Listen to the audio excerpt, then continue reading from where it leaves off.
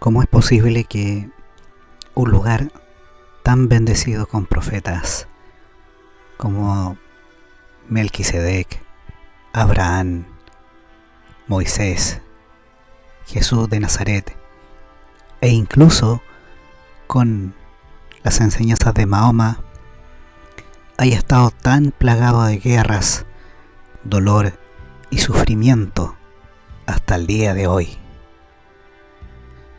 Ninguna de esas enseñanzas, ninguna de esas doctrinas son necesariamente negativas en sí mismas. Sin embargo, persiste el dolor y el sufrimiento en esas tierras. ¿Cómo es posible? Hay varias causas que podemos examinar. Una de ellas tiene que ver con la autodeterminación de los pueblos, con el virus de la soberanía nacional que tantas veces menciona el libro Durantia, y con algunos factores étnicos o de integridad territorial. Sin embargo, al parecer, en el caso concreto de el conflicto que hay en las llamadas tierras santas, entre comillas, hay un factor que es adicional, que es el tema religioso. Sí, el tema religioso o la creencia en un ficticio o hipotético pueblo elegido es un factor sumamente importante a la hora de comprender por qué a través de los siglos, de miles de años incluso, se mantiene este problema, este baño de sangre y esta tragedia que afecta incluso al resto del mundo.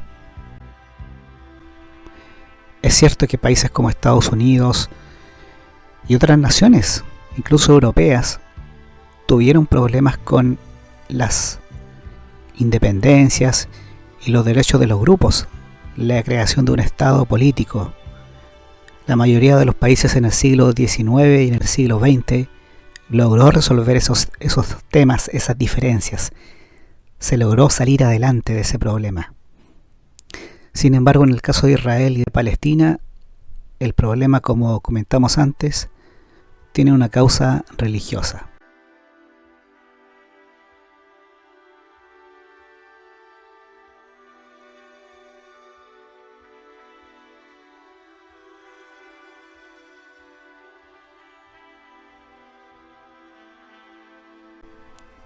Porque el concepto de pueblo elegido, ya sea para un lado o para otro, genera que inmediatamente exista un resto de personas que son indignas de ser parte o ser llamadas parte del pueblo elegido. Quedan en una condición inmediatamente inferior. Son los llamados infieles. Son los llamados el mundo de Satanás, como dicen algunos. Y de esa manera, estas personas infieles o externas, que están fuera del pueblo elegido, tienen una consideración menor. Eso hace de que a través de medios violentos, bélicos o legítimos, por leyes aún primitivas o estados que aún lo permiten, estados políticos que aún lo permitan, se puedan hacer atrocidades.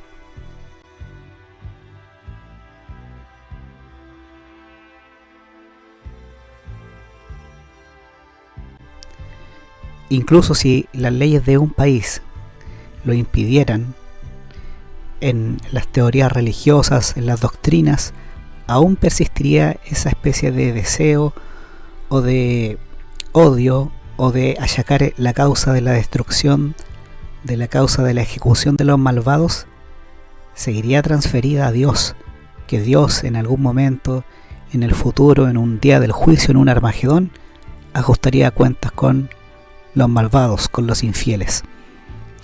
Así que la matriz, la ideología, el concepto aún persiste incluso en religiones que podríamos llamar occidentalizadas o cristianas.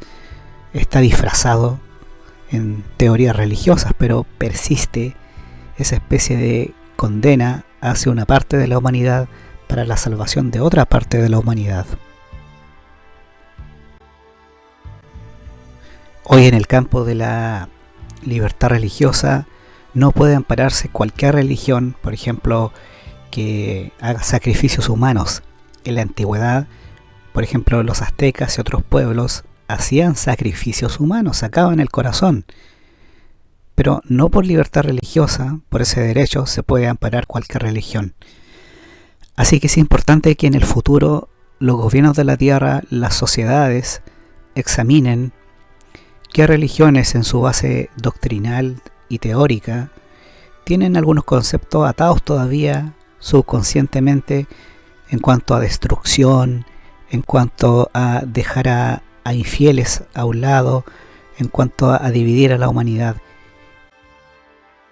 Y si mantienen ese nivel de separación, sería interesante que se les haga un examen y se les vea si realmente califican para ser considerados religiones en el sentido de excelencia, que es tener un punto de vista mundial, tener un punto de vista de hermandad y tener un punto de vista tolerante hacia otras religiones, no solo en palabras y en acciones aparentes, sino también en las bases doctrinales, en las bases teológicas y de enseñanzas de esas religiones. Eso es algo que debe analizarse. Y lo otro que aprendemos de esto es la importancia de evitar crear una especie de sedimentación, de fosilización, de crear capas que se endurezcan con los siglos y que lleven a que una religión revelada incluso pueda transformarse en una fuente de conflicto. Quienes tenemos el privilegio de conocer la quinta revelación, no nos imaginamos el impacto que ésta tendrá en el futuro de la humanidad. ¿Qué va a pasar con los estudiantes del siglo Durantia en siglos posteriores? Con los descendientes de estos grupos o de quienes sean lectores. ¿Qué sucederá con ellos? Pensemos en que el conflicto que ocurre en Medio Oriente está generado por tres religiones que recibieron las enseñanzas de Melquisedec, Jesús de Nazaret y otros profetas. Eso indica que una revelación como la de Melquisedec puede sufrir una especie de deterioro o fosilización en el futuro al tomar ciertos aspectos de esa enseñanza y transformarlos en una letra sagrada, inamovible, inalterable, que sea fuente de discordia y de imponer la verdad revelada sobre otros. Lo mismo ocurrió con las enseñanzas de Jesús y lo mismo incluso ocurrió con ciertas enseñanzas del profeta Mahoma. Así que es importante nuevamente insistir en esto, que examinemos nuestra ruta de trabajo, lo que pueda pasar en siglos posteriores y cómo podemos evitar ahora contribuir innecesariamente a dejar una fosilización, a dejar conceptos que se endurezcan y que generen libros sagrados y en el futuro, quién sabe, guerras sagradas.